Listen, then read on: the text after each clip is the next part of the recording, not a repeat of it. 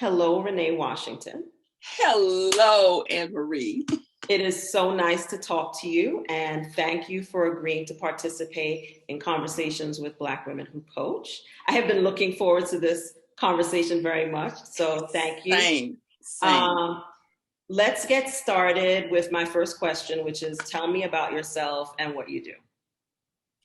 So I am a 61-year-old Black woman, and I am a woman who loves living this thing we call life. And particularly, I'm in what I call midlife now, which is not based on age, it's more mindset. Mm-hmm. And so I'm flowing through that, having a good time. And I love connecting women to their own, because I love living free. That's one of my highest values. And I love connecting women to their own personalized brand of freedom. And I do that through being a life coach. So I'm a life coach. I am a speaker, an author, and I'm about to be a podcast host. I love it. And I love that you started with the word free and freedom, because that's one of my favorite words in the entire world. Yes. I tell people all the time when they ask me what I do, I tell them I'm in the freeing Black women business. Amen. Because that's what I'm interested in. I'm very happy if what I do helps other people as well, but I am specifically in the business of trying to free as many Black women as I can to live the lives that they want and to live the best lives possible. So I loved when you said that. What inspired you to be a coach? So I had a 28-year corporate career where I was the management development manager, mm-hmm. and I ran the soft skills training department.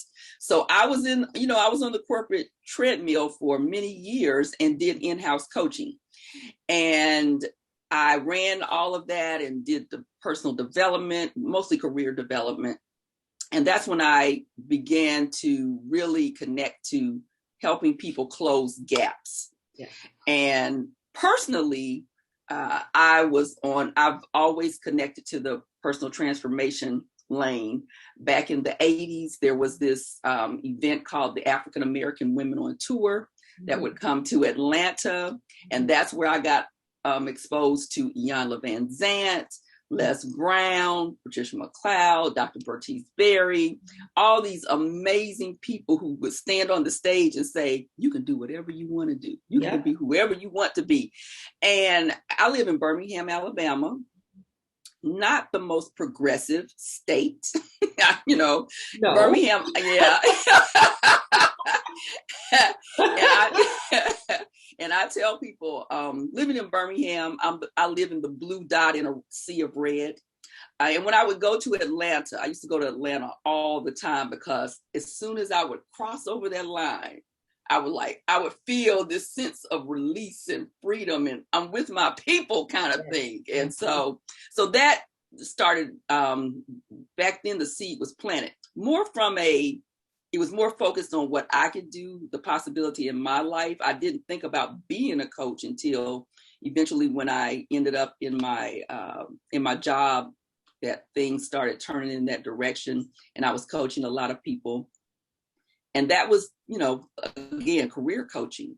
When I escaped, and I did escape from my corporate career, I did. It was an escape because I had no plan B. I was just like, I got to get out. That was the plan. Mm-hmm. And people continued to contact me for advice, for coaching, and that's when I started to think, maybe I could continue to do this and do it from a life coaching perspective. And so that's how I ended up getting certified and starting a business and getting to talk to fabulous women like you. I love that. You see, you just used another word that I love, which is escape. Because I too feel like I escaped when I left, corporate America earlier this year. It literally was an escape. I was literally and that's how I talked about it, hatching my escape strategy. And as you know, now what I do is try to help other women escape. Yes. Position jobs, especially hostile work environments. So that I love that. I love that. Their money, as I always tell people, because there ain't no point in going through some of the things that some of us endure in the workplace and not walking away with your coins that you are owed as a result. But one of the things that you said struck a chord because, I spent most of my career overseeing HR, and in addition to other things. My expertise is in operations and specifically in HR.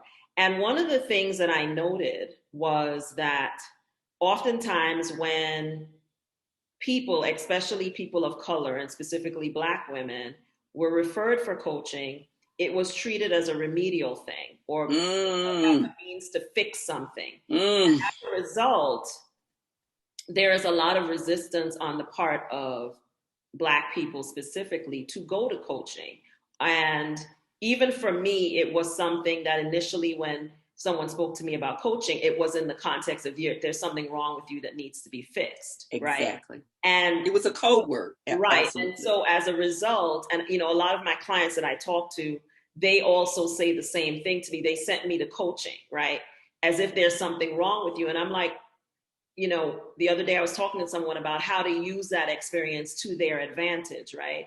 But that we have to one of the things I'm doing with these conversations is trying to help Black women think about coaching differently, that it's not a punishment, it's not remedial, and it's actually something for your professional, personal development that you should not even wait for someone to offer to you, that you should go and ask for. And if your employer will pay for it, that you should take advantage of it. Because I found that in a lot of places where I was, especially in the nonprofit, either it was used for remedial purposes against people of color, or it was only provided to management people. And that's changing, right? So now in a lot of corporate environments, even in the nonprofit arena, you can get coaching if you go and ask for it, right? The money is in the budget, but a lot of times where I was, the money wouldn't even get spent.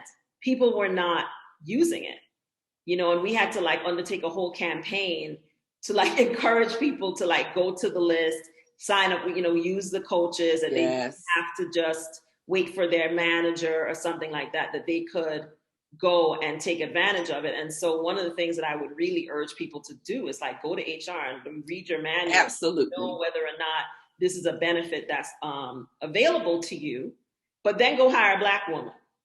Absolutely. Coach, right? Yes. But and if don't it's not, think that, you can't afford it or you can't do it, because in a lot of instances, it's a part of your human resources department's budget, right? And if you just go and ask for it, you could get it, but you have to ask for it. And don't wait for your manager to come to you and tell you need coaching, because that's not necessarily for your benefit. Yeah, because they would couch coaching around development. Right. And like you said, focusing on what's wrong. And I would tell anybody, because I worked for a company where, yes, it was seen as a negative, like if they were sent to me, like something is going wrong. Mm-hmm. And one of the things that I am so grateful for in that corporate lane that I was operating in is that because I had done a lot of personal work, I had the agency to treat those interventions in a way that I, on my terms. So I would always tell whoever the manager was that had sent the person to me, that I would, the only thing I will share with you is that they did come. What we discuss is off the table, unless it was like against some corporate, like they were in some violation of some corporate tenant. But outside of that, and I always let the people who came to me know that this is a safe space for you, particularly if they were Black, because if they were Black, I'm going to tell you what's what and what's real. And so I am so glad about that. And I will say to anybody who is in the corporate space, like Anne-Marie said, check out to see if it's a benefit. And if it is not, advocate for it to become a benefit. Exactly. For it to become a benefit, because the money is there. It's there. It's there. In companies, and you just have to ask, and particularly now. To get it, especially now. I'm saying this because I'm like, this is a benefit, even in the nonprofit world where usually there's not as much money for things. This is now a common thing that you will find, especially in larger organizations. But it is only used as a remedial thing or for the favorites, who are usually not Black people. Exactly. So it's used to benefit them, or it's used as a remedial thing, or to create a narrative that a person is a problem, right? And so I Exactly. think that a lot of us give it the side eye and don't really want to do it, because we think if someone tells us we have to go to coaching, that means that there's something wrong with us. No, you know what? It doesn't matter the reason that Exactly. they're sending you. That's exactly. You make it be what you need it to be. You make it be what you need to be. And for me, that is what I did. I was like, you know what? I'm going to go coach, but I'm going to find a Black woman to coach me, because I'm not about to sit in here and go through this exercise with a white person. It was the best decision I could have ever made for myself. Honestly, Absolutely. It was just being able to discern what was going on, which a lot of people don't, and saying, how am I going to use this to my advantage? Well, the first thing I'm going to do is I'm going to hire a Black woman, right? And so yes. I really want us to understand that even if someone tries to create a narrative about you that you know not to be true and sends you to coaching, you can still use that. You can use it. And yes, and I would do, now I can look back and see that I was doing life coaching even then, because one of the things I would always ask the associates that came, and the managers that came to talk to me was, okay, whatever the issue was, and I can tell you how to fix this, but what do you really want? Do you really even want to be doing this work or this job? Or, if you didn't have any barriers, what would you be doing? Yes, indeed. And I would hear all these different things come back. And so I would ask them, okay, here's the things that you're going to have to do to turn this situation around. Can you do this? And they would 2 of 1 say, yes, I can do it. And then my next question would be, can you do it every day?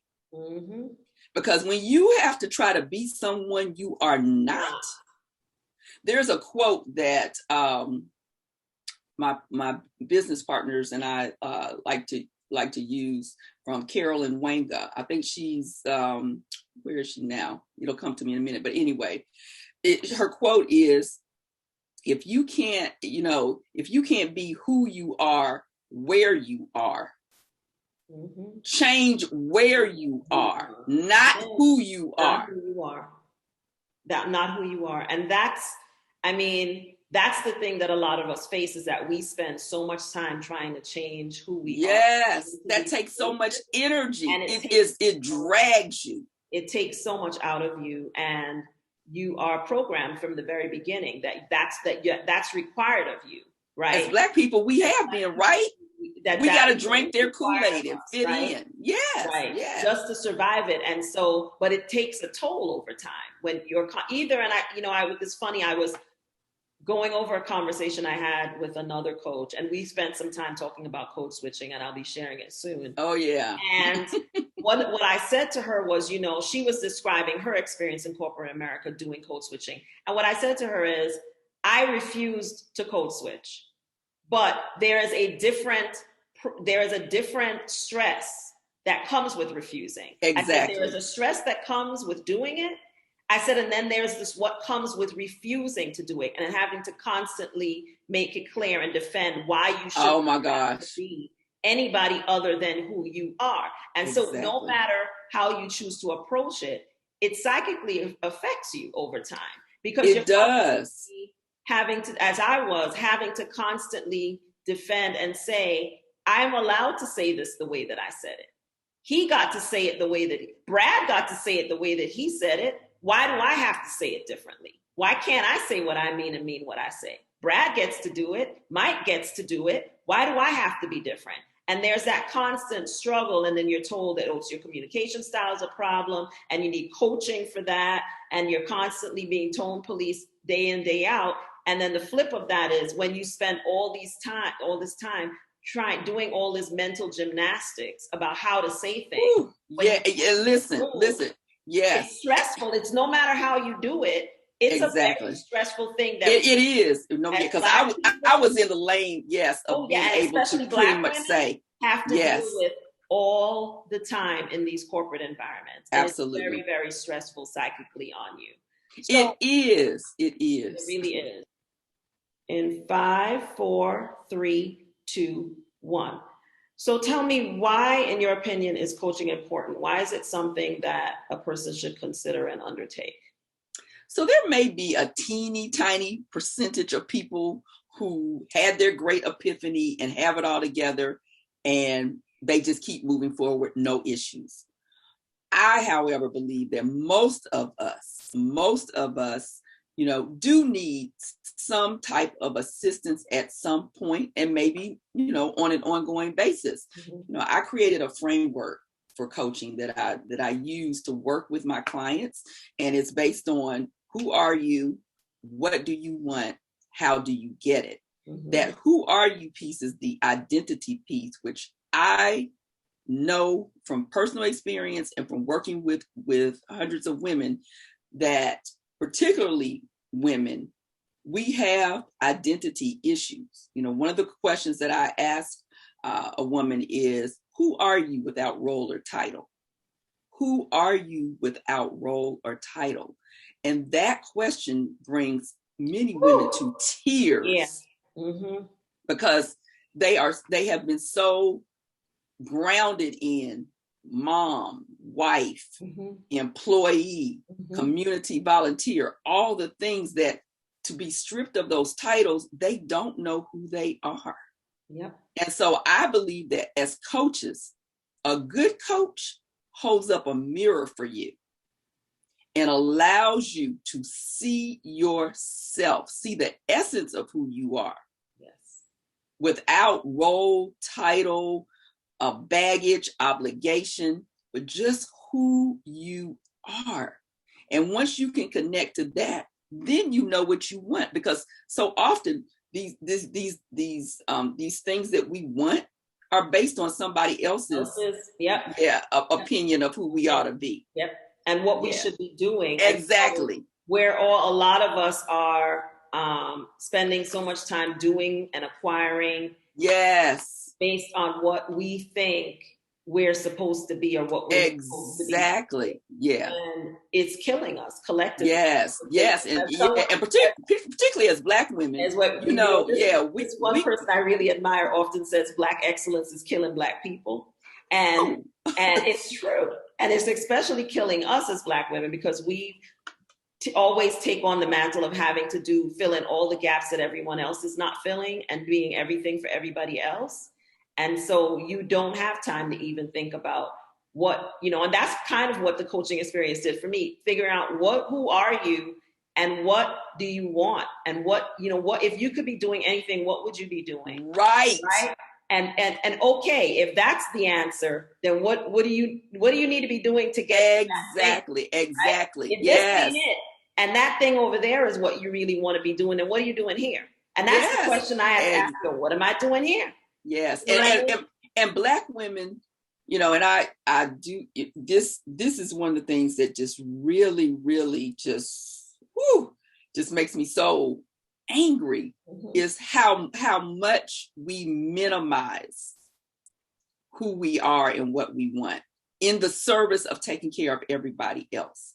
I'm always, yes, there is a huge issue in this world, not just in America, but in the world of violence against Black people. And a lot of it is directed towards Black boys and Black men. But it's not only, and I'm always, I have friends, my girlfriends will, pray for our sons, pray for our boys, which I absolutely agree with. And I'm like, we need to be praying for our girls. We need to be praying for each other.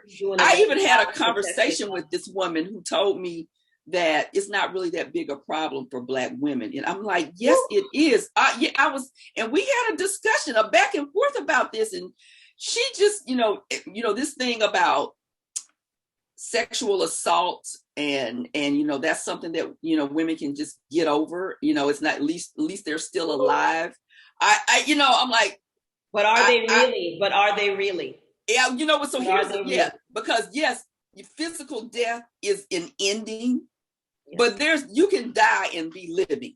Yes. And how we diminish our pain. Yes. That just hurts. It really does hurt my soul. And that's part of my mission. We've been taught to do that.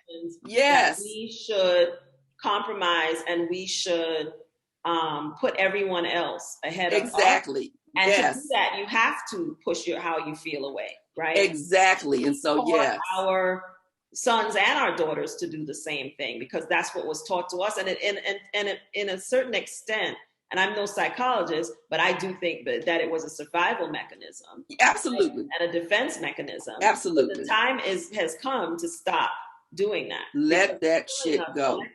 Especially Black women, that we, you know, as I said, you know, to someone the other day, I have put the cape down. And yes. I want to be cared for and protected and treated like I'm important and special and precious, because I am. And I deserve that. And I have found that, you know, since I've been in Mexico, I'm in this group where we talk about dating and things here. And one of the things that I noticed is how differently the men relate to women. It's a very patriarchal society.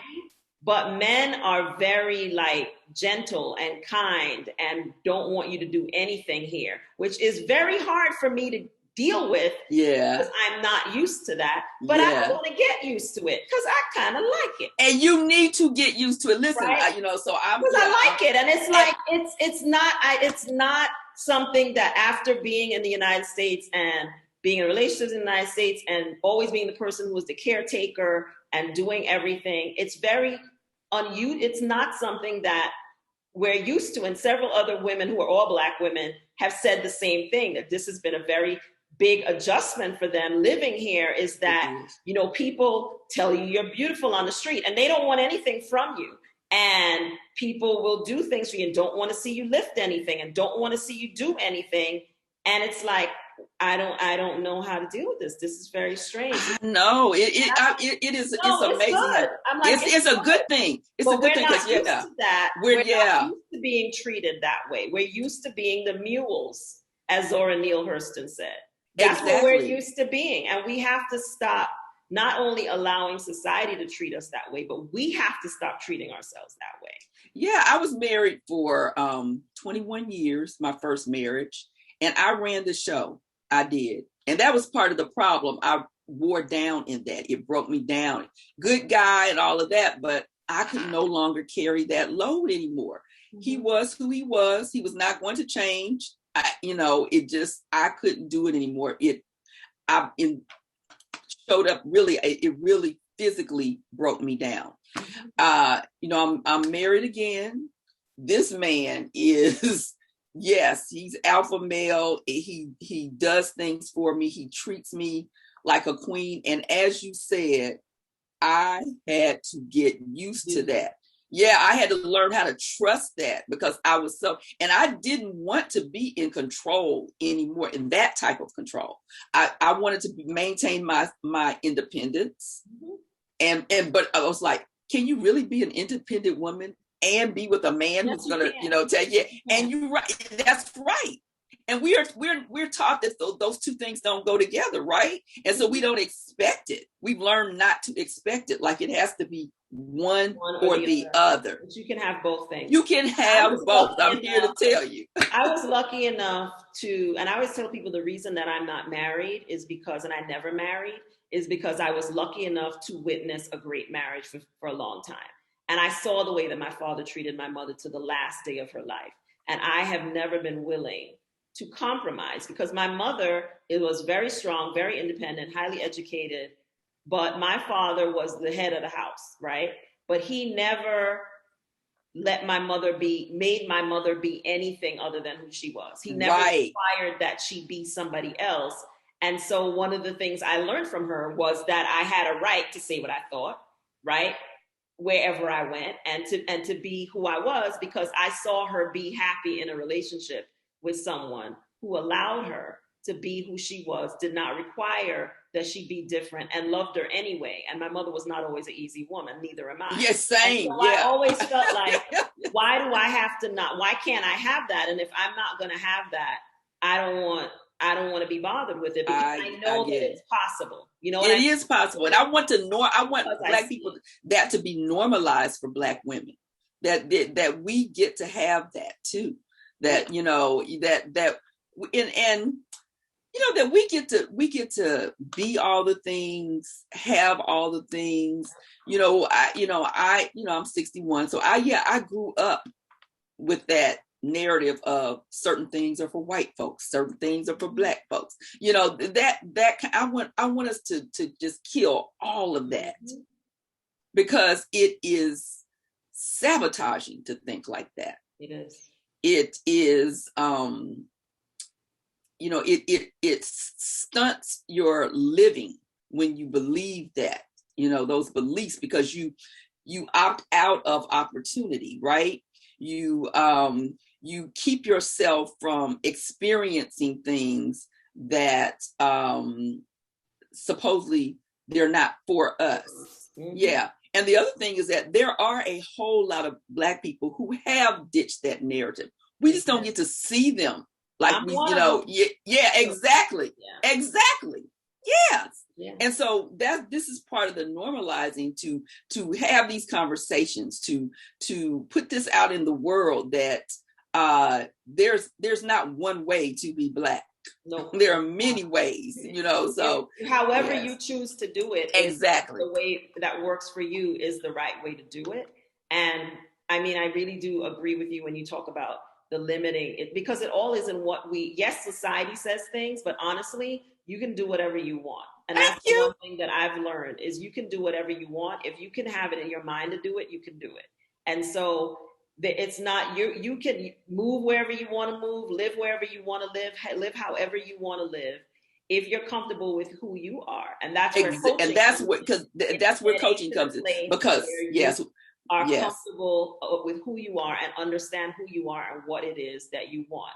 And I feel like in this conversation, you've kind of answered my next question, because you kind of epitomize what I'm talking about. But why does having a Black woman coach matter? Why is it important? I feel like anyone listening to you can get it right away why it's important to have a Black woman be their coach.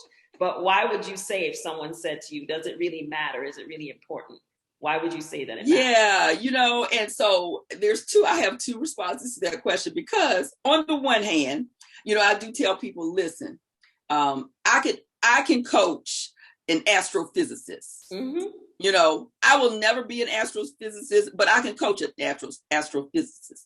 But on the other hand, to truly, while I coach so that you can see yourself, there is also tremendous value in being seen. Mm-hmm. Yes. And so I coach Black women, I coach white women, because I coach women. Mm-hmm. When I coach a Black woman, though, there is another layer of connection. For one thing, because so often, as we talked about earlier, so often our resources have been white-centered. Yes. Our resources have been mostly white-centered. So it's like a whoo-sah when you get to be in the presence of someone who is not only an expert and who is great at what they do, and they are your skin folk. Yeah. It makes a difference. And your kinfolk. Yes. And they got to be the kinfolk. Because they're just, to me, it was just like you said, a seeing you and a knowing that there were things that I would say and I wouldn't even be able to really articulate them. And right. Don't have to explain. But she would even be able to help me name the thing that I was saying happened, but everyone was telling me was all in my mind, that it was me. And it was like, no, that's tone policing. No, they're gaslighting you, right? And so there's a knowing and an understanding, because there's a common experience that I think we have that is unique to anybody else. I agree. Because of the burdens that we have to carry in society it's not even dual. Sometimes it feels like it's more than dual. Yes. And so there's a kind of an understanding. But I always say to people, yes, I think it's important to have a Black woman coach you for those reasons. But I also still think you have to know who the right coach for you is. True. Even if there's even if she's a Black woman. So what are the qualities that you would advise someone to look for if they're looking for a new coach? What should they be looking for in their ideal coach? First, now, I'm a certified coach. Mm-hmm. You don't necessarily have to have gone through some specific program to be a great coach. But I would check to see, okay, where, not so much these letters behind a name, but, you know, what is their education? What is their experience? What is their background? How did they come to calling themselves a coach? You know, where are they coming from? Who have they worked with? You know, do they have I mentioned I have a coaching framework. You know, do they have something foundational that they work from in order to help you move to where you want to be? Do they have testimonials from people that they've worked with before? And when you talk to a coach, working with a coach, it is about you. So if you're talking to a coach and most of the conversation is about them, that's a flag. That's a flag. So, you know, yes, I will share things, you know, as, you know, if I think it will move the experience along, but only as it recenters the client. So most coaches will allow you some type of consult to experience, you know, what they do. Get that before you know, buy into the whole program. Get that, you know, and just pay attention. Coaching is a very intuitive process. It is a process where you are going to be put in a very vulnerable position. Yes. And you want someone who understands that and is willing to say to you, I think that you would be better served by working with someone else, or they refer you to some other resource that may be more beneficial for you, that they're not just all about, yeah, let me sign you on the dotted line. Mm-hmm. So, you know, pay attention to all of those things, because yes, I have an ideal client, you know, that I know these are the type of women I want to work with. And if you don't fall within that, I will say that to you. You know, I don't think I'm the best coach for you, but let me refer you to XYZ, or let me, you know, send you to this. So, you know, that they are very transparent with you. You know, if I do a consult with someone, you are going to leave better at the end of that call than you came, even if we don't ever talk to each other again. That's always my goal, is to leave people better than they were when they came to me. And so you will leave with something that you can take and move yourself forward, even if it is not working with me. So that's awesome. Yeah, so you always want to work with somebody who has your best interests at heart. Yes. And you kind of segue to my next question. So based on what you just said, what would you say is your ideal client? What kind of person should hire you as a coach? So my ideal clients, I do focus on women who are 45 and up, you know, 50s, 60s, 70s. I do focus on midlife being the best chapter of life, and that you can create all of the chapters you want in this stage of life, that you can, you know, you've earned this period of time to now start focusing on you. And my ideal client is a woman who maybe you don't know exactly what that path looks like for you, but you are all in to figure it out, and you are ready to take action. You are ready to invest in yourself, and you're not married to some sob story that you're going to keep stroking that violin over. I don't do that. We got to move on. You have to be a woman that's ready to move and take action. Yeah. I always tell people the only person who can change your life is you. Exactly. And so no matter what happened to you before, you still have the power. As I tell people, as long as you're breathing, there's time. So, you still have the power to change your life if you decide, no matter what. But if you spend time, as you said, talking about what happened past, you'll never be able to get to Yeah. where it is that you want to go. So it's Yeah, not, circling that yeah, you have to drain kind of let of, things yeah, go. yeah. Yeah, So yeah. tell us a little bit about the projects that you have coming up. I know you told me about your podcast, which I would love Yes, I'm so to. So excited. tell us a little bit about what you're up to. Yeah, so the big thing is the podcast is going to launch in August. It's called the Midlife Remix, Love it. and it will be me. You want to coach in your pocket. You'll have a coach in your ear on a weekly basis, and I will be going through my coaching framework of, who are you, what do you want, how do you get it, and I will be doing that through um, coaching you through how to take tiny action steps every week to move yourself forward, figuring out, what it is that you really want based on who you are at this particular stage of your life, and then how you can get that. And it will be me coaching. It will be lots of wonderful guests, because you coming on, girl, you coming Of on. course, absolutely. And it's going to be a podcast with a twist, because there will be monthly virtual gatherings. There will be opportunities to have in-person gatherings.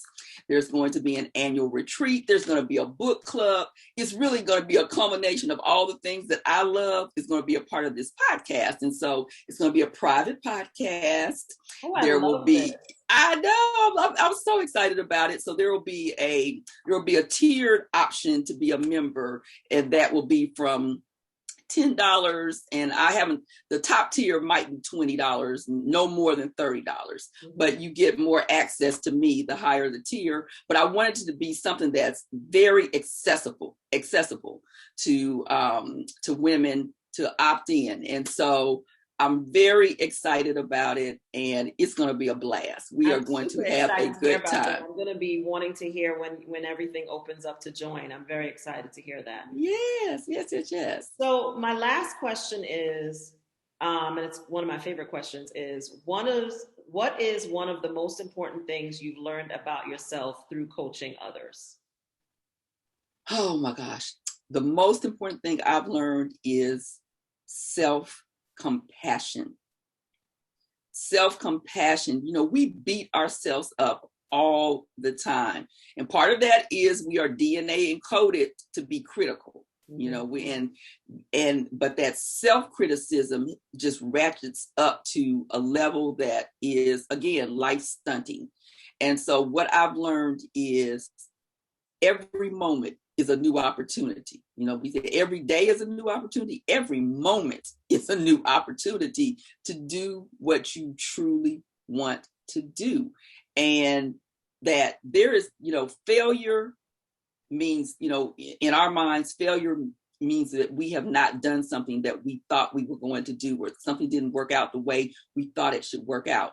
And now, I just process that as information. And I think of life as a grand experiment, and that we are scientists. We are, scientists in our own lives. And so if I try something and it doesn't work out, if I make a fool of myself, if I, look at all crazy, okay. Did I, I'm still here. I still have another opportunity. And so we can get so caught up in thinking that the whole world is looking at us, that everybody's paying attention to us. And really, they really aren't. You might catch somebody's attention for 5 minutes. I have a girlfriend, my best friend, she's like, 15 minutes from now, they'll be focused on something else. Exactly. And it is so true. And so true. And so many of us, because this is something I struggle with as well, is perfectionism. Yes. Everything perfectly. And, as I'm launching my business, it's been very humbling with all this technology stuff. Oh my gosh. And realizing that, no, it doesn't have to be perfect. Like, I had an experience this morning where I started to get really upset, and then I kind of stopped and was like, you know what? It's going to be fine.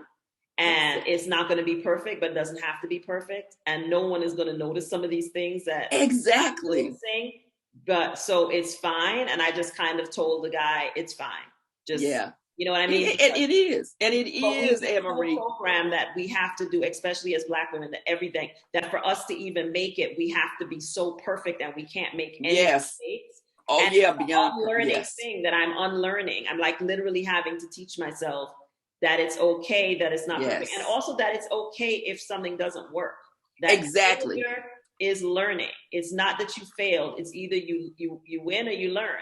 But it's not that you failed. If you make a mistake, then you have to figure out It's what do you do information. next time this happens so that you don't this doesn't It's happen. all information. Yeah. And All that's where the information. self-compassion, is that I am going to, talk to myself in a way that allows me to know that it's okay. It's okay to pick myself back up and try the thing again. This is our third attempt to have this conversation. But you know what? All I kept saying to myself was that, okay, we some badass women, and so these forces out there trying to keep us apart. You keep trying, We work it out. This gonna happen. We gonna work it out anyway, and that's all you can do. It's like Yeah. But I think we forgive everybody else before we forgive Exactly. especially Black women. We forgive everybody else, and we don't. And I just really want us to treat ourselves better and I do too. and to treat each other better. I am so with you on that. To treat each other better, because that's the other thing is I feel that we have some of us have so much self-loathing, right? And that then reflects itself in how we treat other people, because especially other Black women. Yes. I have so much self-loathing, and so one of the things that's very important to me in what I do is that I love Black women. I always have. Me too. And I have always tried to look out for us, and as a professional, and to make spaces for us. And I want us to realize that we deserve these things, good things, like you said, all the nice things, all the good things, every good thing. Yes, and that we should want to see each other have those things, not just us. And that one of us winning doesn't mean that one of us is losing. Right, that scarcity mentality of there's only a small piece of the pie that we all have to go. And I mean, again, all of these things have been socialized, and you have to unlearn them, because when they only do let only one through the door, and you want to be the one. But my thing was always, if I get through the door, I'm bringing about 5 more. Hello, you better say that. Anywhere I go, I'm leaving it blacker than when I got there. Exactly. Like they're gonna be. If there ain't no Black people in here, don't you worry about it. They will a whole bunch. I even had a coach one time tell me. I had a coach tell me one time, Anne Marie, and this was a Black coach. She told me, a business coach. She said, "You need to stop sharing other people's stuff. She's working to the same clientele you are. You shouldn't share her things." And I was like, sorry, that's not how I roll, because I am not for everybody. First of all, even if I wanted to be, I'm not going to be for everybody. And so I am a connector. As soon as we had our first conversation, I blasted your program on my page, because I'm like, oh, people need to know about her, because, I'm the same way, because to me, there is room for everybody. Not enough money for everybody to make. Right. There's enough everything for everyone. I'm like, and if something is not for you, it's not for you. And so exactly. It doesn't matter what you do, if it's not for you, but it could be for someone else. Exactly. Why would you want to see them have it? And so for me, pretty much everything I do is to connect people to other people. Exactly. Me too. It's about connecting people, women, and really the world to Black women who are coaches. Black women to other Black women. And I'm like, the community I created on Facebook, again, to me, I'm not a coach, but I feel other Black women coaches need to know other Black women. Yes. Coaches. To me, collaboration is everything. And it is way better if you will collaborate with other people. You will win faster that way. And you should want to. It makes me happy to see other Black women do well.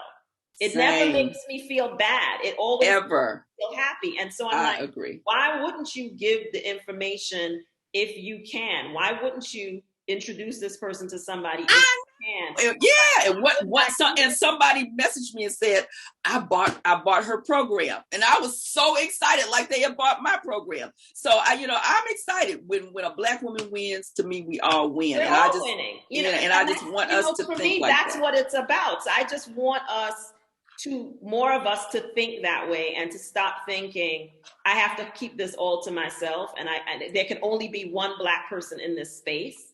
There can be as many of us as can fit in there, and if we don't fit, we make a bigger table. Hello. I am just not this, and build your own damn table if they right. don't want to be a table. Exactly. Like this whole idea that we can only that their water is wetter, that their ice is colder. I'm like, it's not that we'll spend all this money with, to pay a white coach or to buy these coaching programs from these white women on all over social media, but we won't do it with a Black woman. And I'm like, I'm sorry, if I'm spending $2,500 to pay somebody for something, yes, it's not going to be a white coach. It's just, listen, that is so true. No shade, but I'm just saying. This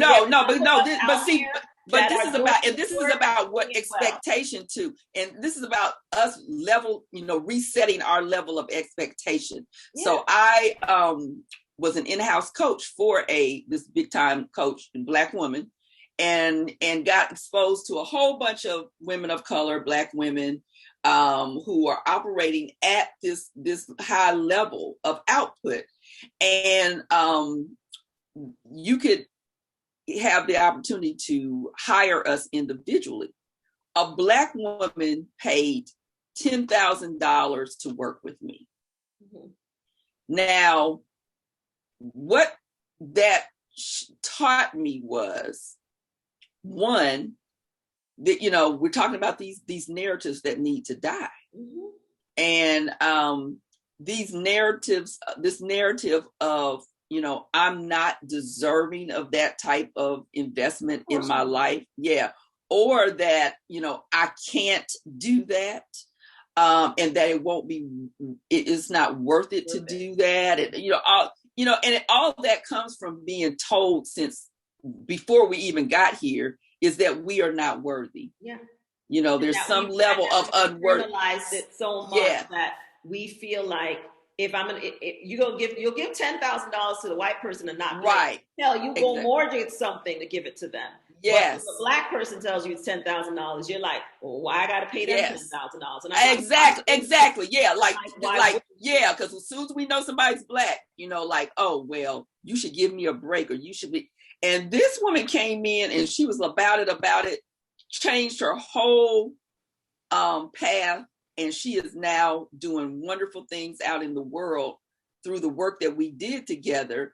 And when you talk about why should you hire a Black coach, mm-hmm. the conversations that we had were life-altering for her, mm-hmm. in a way that, again, spoke to her being fully seen in all of her complexity as only another Black woman could have done. And see, there's that.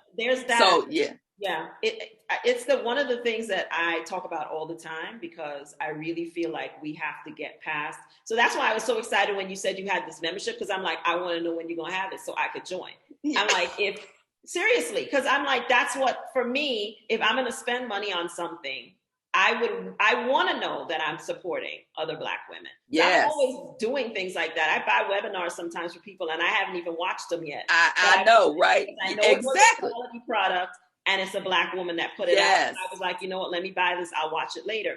And so for me, I just want more of us to realize that when you're investing you need to invest in yourself first and in your community first, before you go somewhere else, and know their product isn't any better than ours. So you should, I always like to figure out, if I'm looking for something, I messaged someone the other day and I was like, I need a carpet steam cleaned in my house in the States.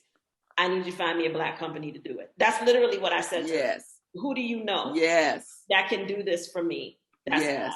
And because I feel like we have to think that way as a community. Absolutely. If we want to build this intergenerational wealth that we talk about, and we want to be self-sufficient and all these things that we talk about, then we actually have to think that way. And to me, it's not being racist or exclusive. No.